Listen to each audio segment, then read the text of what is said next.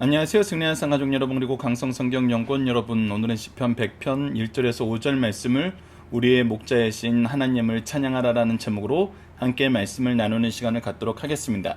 자, 1절 말씀부터 봅시다.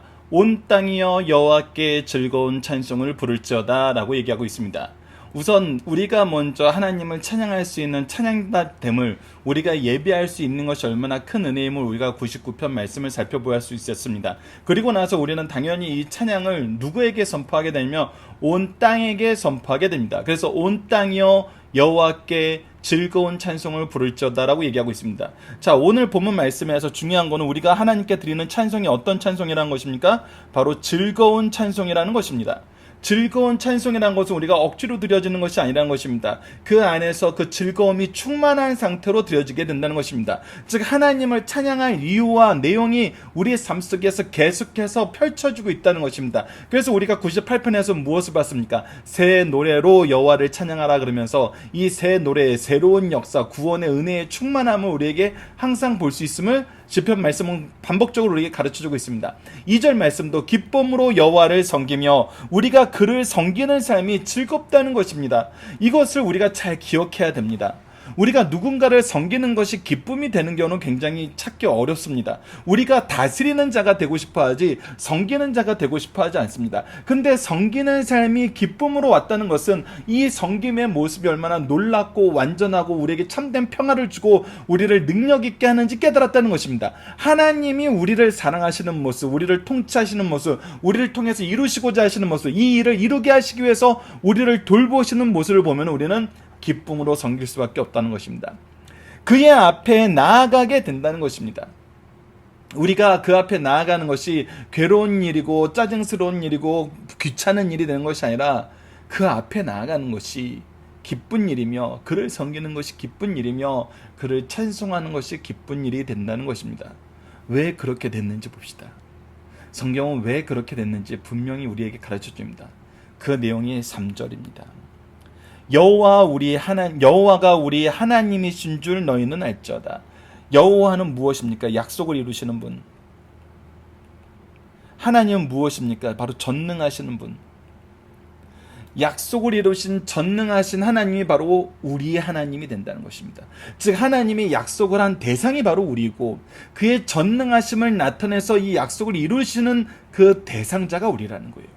즉 하나님은 하나님께 영광 받는 삶, 하나님께 영광 돌리는 삶을 살라고 얘기하는데 그 하나님이 영광 받는 삶의 내용 강간 그 순간순간 그 사이사이에 무엇이 잔뜩 드러나냐면 우리를 향한 사랑, 우리와 함께하고 싶어 하시는 하나님의 그 놀라우신 은혜의 역사가 그 사이사이에 계속 포진되어 있다는 거예요. 그러니까 이것을 알아야 돼요. 정말 우리가 이전에 잠깐 예를 드렸던 것처럼 하나님께서 우리가 하나님을 사랑한다고 인정하는 것이 어떤 모습이었냐면 우리가 하나님을 인정하고 시인하고 의지하는 모습이었어요. 자녀가 아빠 없으면 안 돼, 엄마 없으면 안 돼, 아빠랑 같이 지내고 싶어, 엄마랑 같이 지내고 싶어 했을 때 이것이 우리를 필요로 하는 것이지 우리를 사랑하는 모습이라고 보기에는 어렵잖아요. 일반적인 상식에서 난 네가 필요해 라는 것이 이것이 그냥 어떤 도움이 필요해서 정말 갓난 아이 같은 경우에는 우리가 없으면 먹을 수도 없고 솔직히 씻을 수도 없고 어떻게 정말 배설도 제대로 할 수 없는 그 상태잖아요. 그런데 우리를 찾잖아요. 근데 그 우리를 찾는 그 찾음이 하나님은 하나님을 사랑하는 것으로 인정해 준다는 거예요. 하나님의 사랑을 강구하고 즐거워하는 그 모습을 하나님을 사랑하는 모습으로 인정해 준다는 것입니다.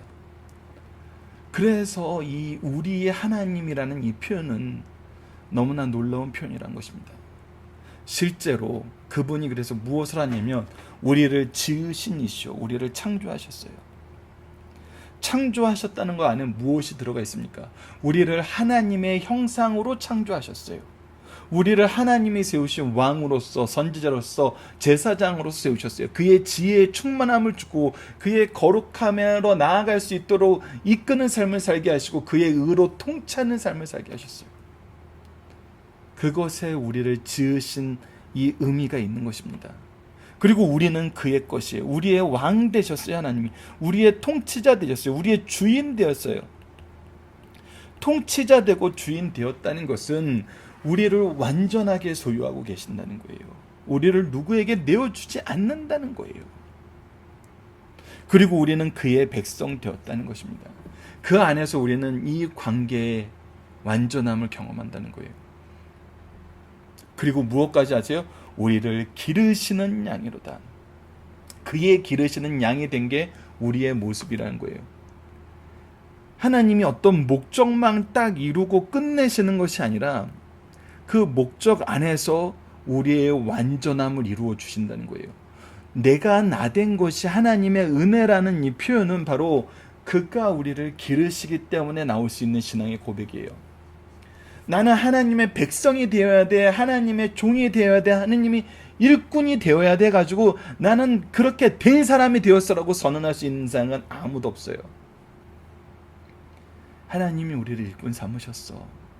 하나님이 우리를 자녀 삼으셨어.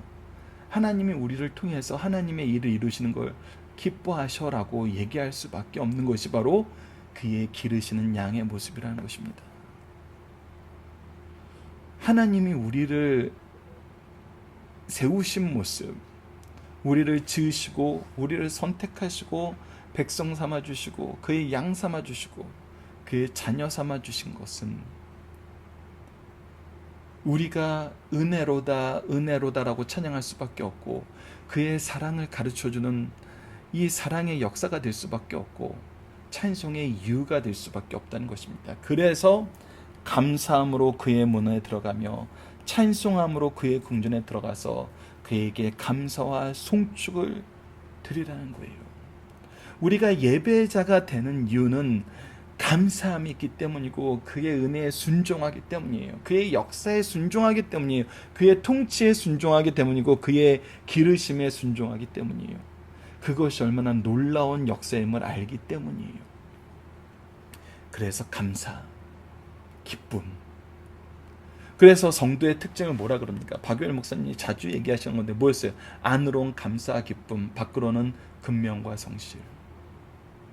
안으로는 나를 자녀 삼아주신, 백성 삼아주신, 나를 창조해주신, 선택해주심에 대해서 감사할 수밖에 없고, 나를 기르심에 대해서, 나를 세우심에 대해서, 나로 승리하게 하심에 대해서, 나로 백성되게 하심을 통해서, 나를 아들 삼아주시는 것에 대해서, 나를 거룩하게 하심을 통해서 기뻐할 수밖에 없고, 우리의 외적인 모습은 그 안에서 우리에게 맡겨진 사명에 충실하는 근명과 성실함이 나타난다는 거예요.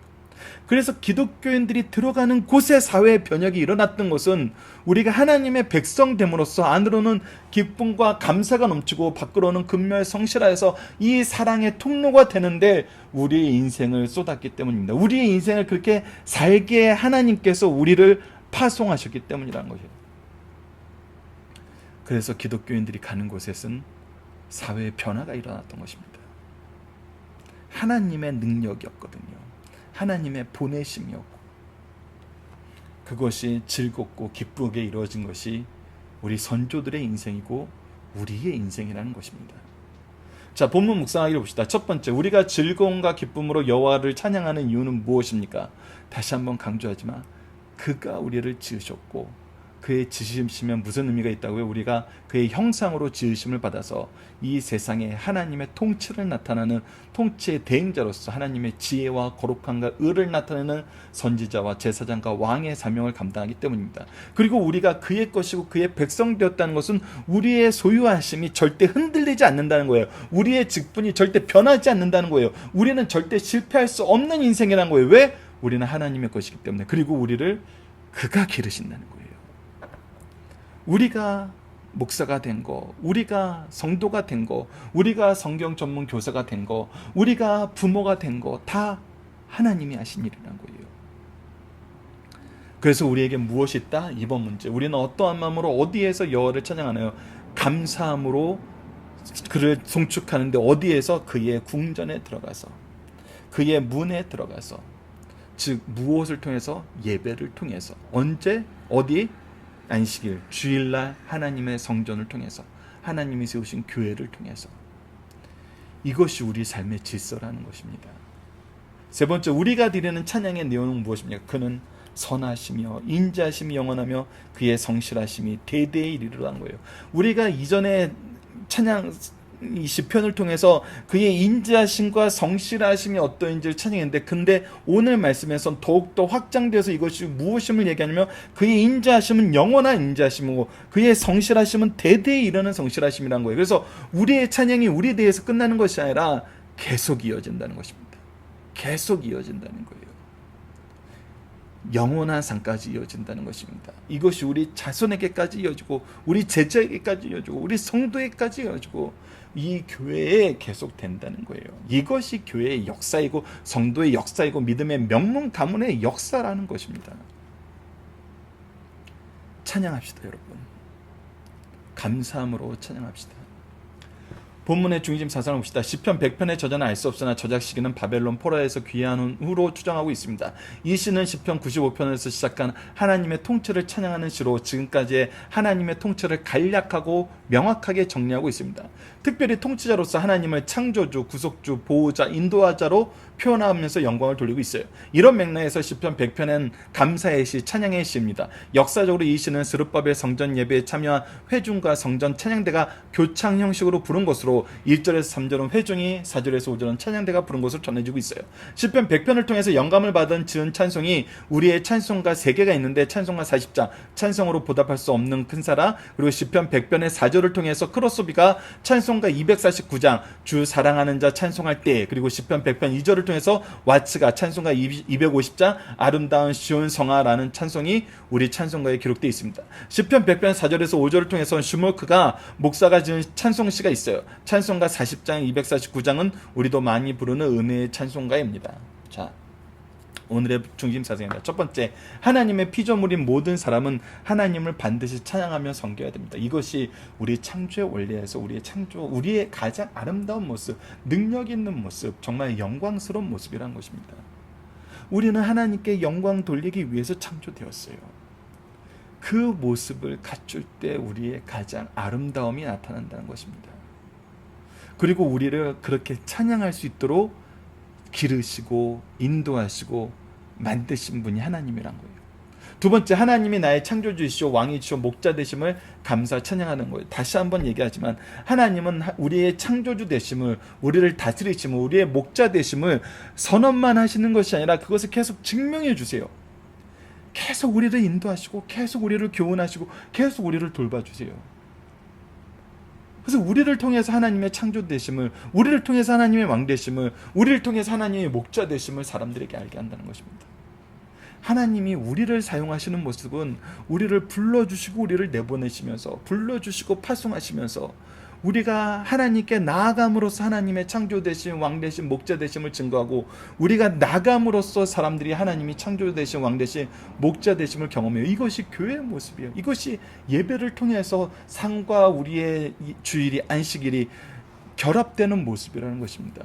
예배가 왜 중요한지 다시 한번 가르쳐줘요. 우리를 부르시고 우리를 파송하시는 것이 예배라는 거예요. 하나님의 창조되신 왕되신 목자되심이 예배를 통해서 가장 확실하게 증거된다는 것입니다.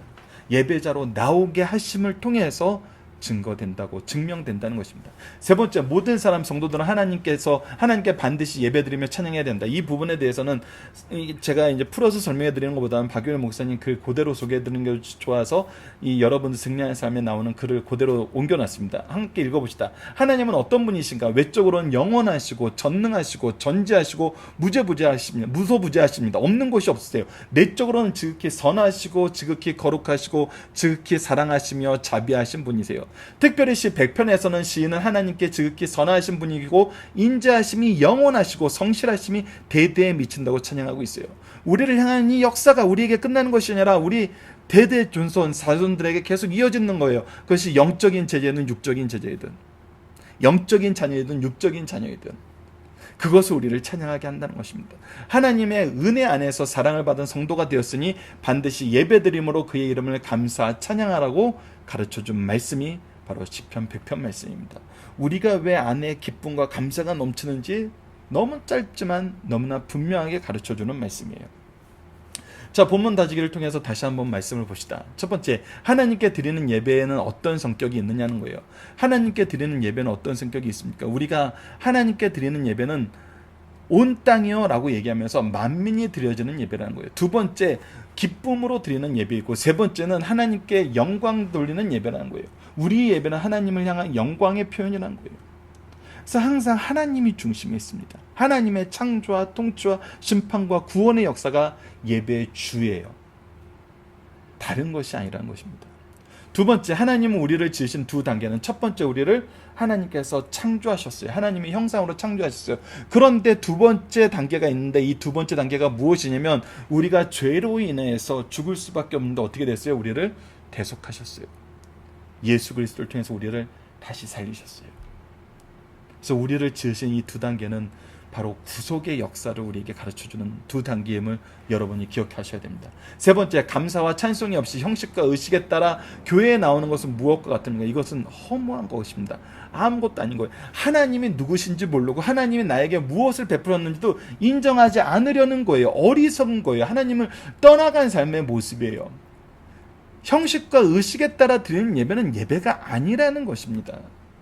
하나님의 부르심에 대해서 우리가 깨닫고, 하나님의 우리를 파송하심에 대해서 깨달아야 돼요. 우리를 통해서 드러내시는 그 역사를 우리가 예배를 통해서 나타내기를 기뻐해야 됩니다. 이 부르심에 먼저 순종함으로 나아가는 거예요. 그래서 우리가 예배를 드려주는 것이 아니에요. 우리는 예배자로서 나아가시는 받도록 선택받았고, 이 부르심에 순종해야 된다는 것입니다.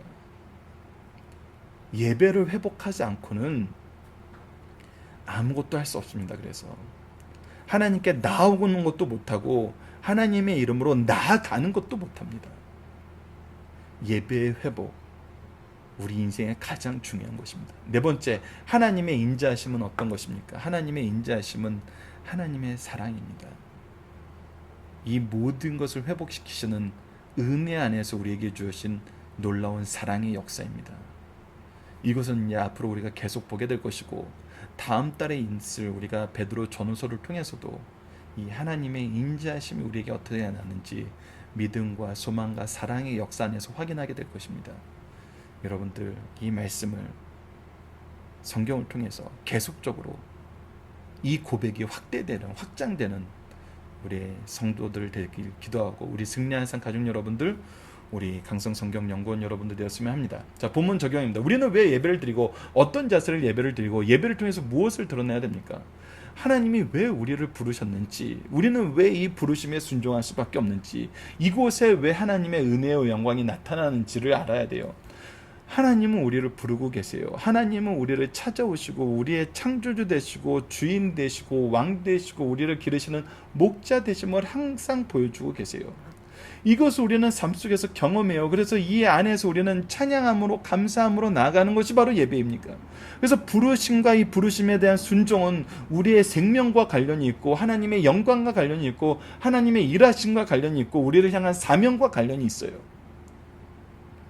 그래서 이곳에 나아가는 것이 즐겁고, 이곳에서 회복되고 힘을 받고 하나님의 영광을 풍성하게 누리고 하나님의 말씀대로 나아가서 하나님의 역사의 주인공으로서 사는 삶이 이 세상에서의 삶이라는 거예요.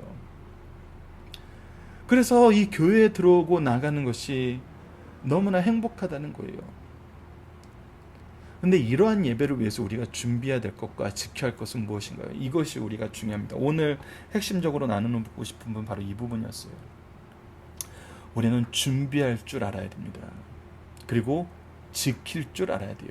예배는 이 두 가지가 반드시 있어야 됩니다. 준비하지 않고 드리는 예배는 합당한 예배가 될 수 없어요. 우리가 하나님의 말씀을 지키면서 드리는 예배가 아니면 합당한 예배가 될 수 없어요. 그래서 우리가 어려서부터 자녀들에게, 제자들에게 가르쳐야 되는 것은 이 예배를 준비하고 어떻게 지켜야 되냐는 거예요. 이것을 교회가 선언하고 교회가 이거에 대해서 일심으로 나아가야 되는데, 사실 이 부분이 굉장히 어려워요. 누군가를 예배는 이렇게 지켜야 된다고 얘기하면은 어디선가는 비난하는 사람들이 나타나요. 그렇게 하기 싫어하는 사람들이 비난하기 시작해요. 근데 그런 사람들이 리더들 가운데 있다는 것이 안타까움이에요. 그래서 저는 생각합니다. 먼저 교회가 이 부분을 마음을 아파요 선언할 수 있어야 돼요. 예배는 이렇게 준비해야 됩니다. 이렇게 지켜야 됩니다. 이것이 선언되지 않으면 계속 죄악 세상은 이것을 무너뜨리기 위해서 우리에게 도전을 합니다. 어리석은 자들을 유혹해서 계속 이 부분에 도전을 줘요.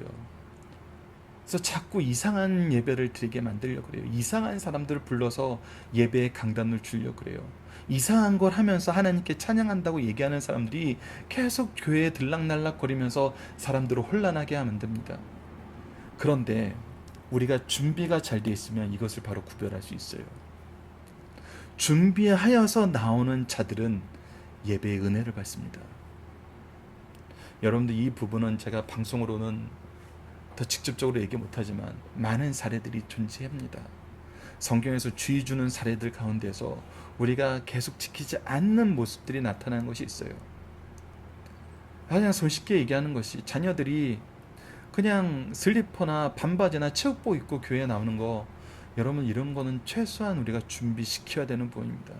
기도할 땐 기도하고 찬양할 땐 찬양하고 말씀 들을 땐 집중해야 되는 것이 기본적으로 준비해야 되는 내용이에요. 예배 때 졸지 않기 위해서 그 전날 충분한 휴식을 취하는 거 가장 기초적인 준비예요.